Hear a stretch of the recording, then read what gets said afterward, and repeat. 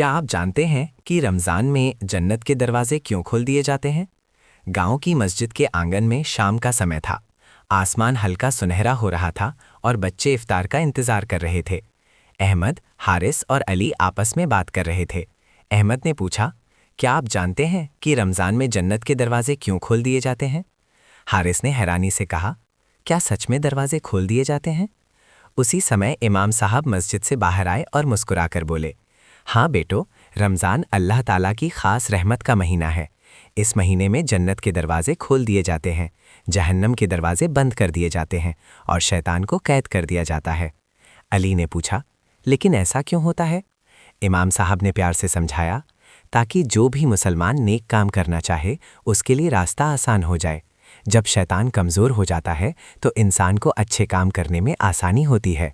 नमाज पढ़ना, कुरान सुनना, सच बोलना और माता पिता की सेवा करना, ये सब नेकियां अल्लाह को बहुत पसंद हैं। अहमद की आंखों में चमक आ गई। तो अगर हम अच्छे काम करेंगे तो जन्नत हमारे करीब हो जाएगी?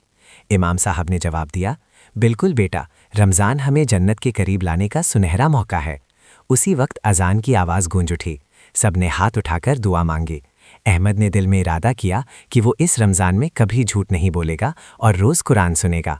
इफ्तार के बाद अहमद ने अपनी अम्मी से कहा, अम्मी, अब मैं समझ गया हूँ कि जन्नत के दरवाजे क्यों खोले जाते हैं, ताकि हम ज़्यादा से ज़्यादा नेकियां कर सकें। अम्मी ने खुश होकर उसे गले लगा लिया और उस दिन के बाद अहमद हर दिन एक नेकी ज़रूर करता, कभी किसी की मदद, कभी सच बोलना, कभी किसी को माफ़ करना, क्योंकि वो जान गया था कि रमज़ान जन्नत तक पहुँचने का आसान रास्ता है। ऐसी और इस्लामी कहानियाँ देखने के लिए मेरे चैनल को सब्सक्राइब करें और वीडियो को लाइक करें, ताकि आप तक और भी अच्छी वीडियो पहुँच सकें।